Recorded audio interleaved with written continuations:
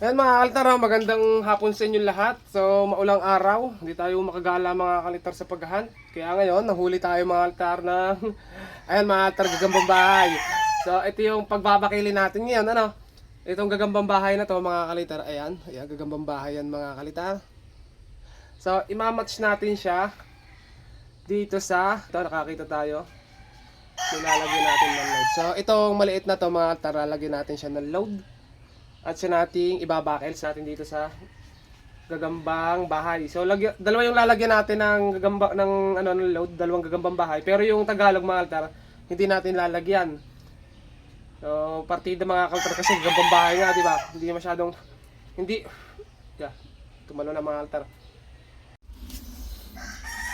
So ito yung unang gagambang bahay natin lalagyan mga kalitar na load. Ayan, gagambang bahay lang. Oh. Ayan. Talagang gagambang bahay yan mga kalitar, oh. Liit. So lalagyan natin siya mga kalitar nitong load natin. Kunti lang. Halos pahid lang mga kalitar na parang ano lang, paamoy. Tapos maya maya mga kalitar ay ibabakil natin to. Ayan. Ang cute, gagambang bahay. Oh, tapos tabi muna natin, hayaan muna nating medyo tumalab. Saan natin ibabakal, no? Yung isang magagambang bahay naman nalagyan natin. Tapos itong isa lagyan din natin, ito yung napili ko lagyan. Yung Tagalog hindi natin lalagyan, no? So ito lang, gagambang bahay.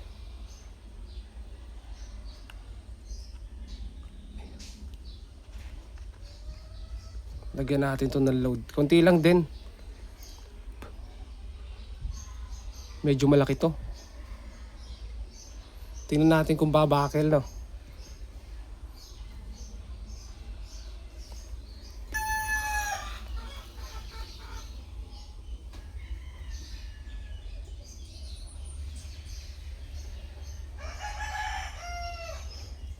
Ayan, yun lang, konting-konti lang talaga mga kalitar. Kasi medyo matapang to. Palakas maka-OD. Kaya konti lang. Gagambang bahay versus gagambang bahay. Ito nga pala mga kalitar yung Tagalog na ibabakil natin dun sa gagambang bahay. Ano? Malaki to. Malaking Tagalog to. Ayan. 0.6 natin. Ayan. So ayan yung Tagalog na ibabakil natin. Oh. Ayan. Magandang klase ng Tagalog. Pagkapangin natin. Mas malaki. Hindi siya malaking gagamba mga kaltar. Ibig ko sabihin, mas malaki siya dun sa gagambang bahay. Ano? Kaya ayan yung babakil natin.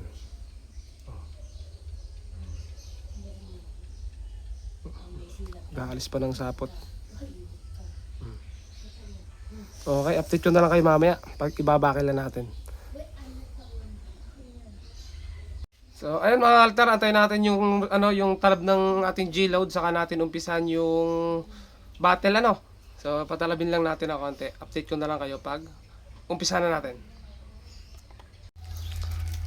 Okay guys, so medyo malaki pala yung Tagalog natin kaya ang paglalabanin na lang natin mga kalitar ay itong Tagalog ay bahay sa bahay, ano, ito lalagyan natin din to ng G-load ito mga kalitar, ayan. So para match, kasi medyo malaki yung Tagalog, medyo malaki yung ngipin, kahit siguro lagyan ng load to walang magagawa. Kaya maganda, gagambang bahay sa gagambang bahay, no? Lagyan natin to ng load.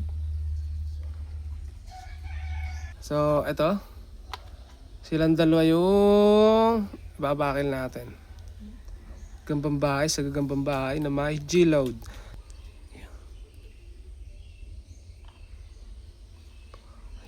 Aliksi. Ang tanong, maglaban kaya silang dalawa?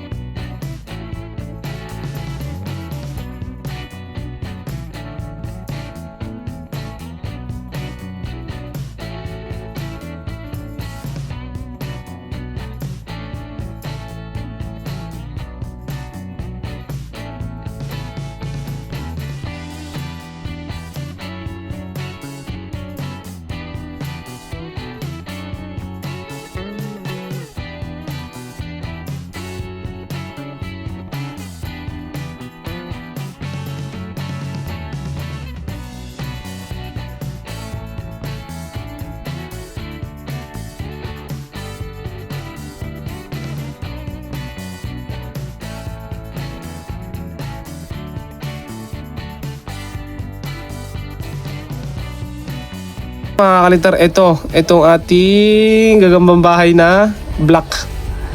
Solid.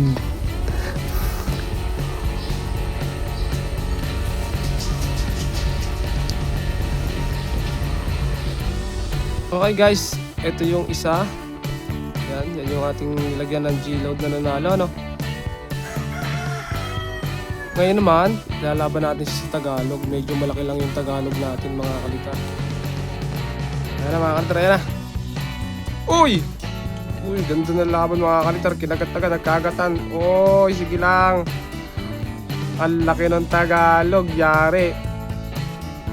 Yari mga kalitar yung gagambang bahay natin, oh. Nakagat, naglips to lips sila, oh. Okay, pumalag ka. Walang magawa mga kalitar. Sobrang laki ng Tagalog. Ang ganda pa ng Tagalog natin. Pulang-pula, oh. Yari. Binilutan na yung ating champion.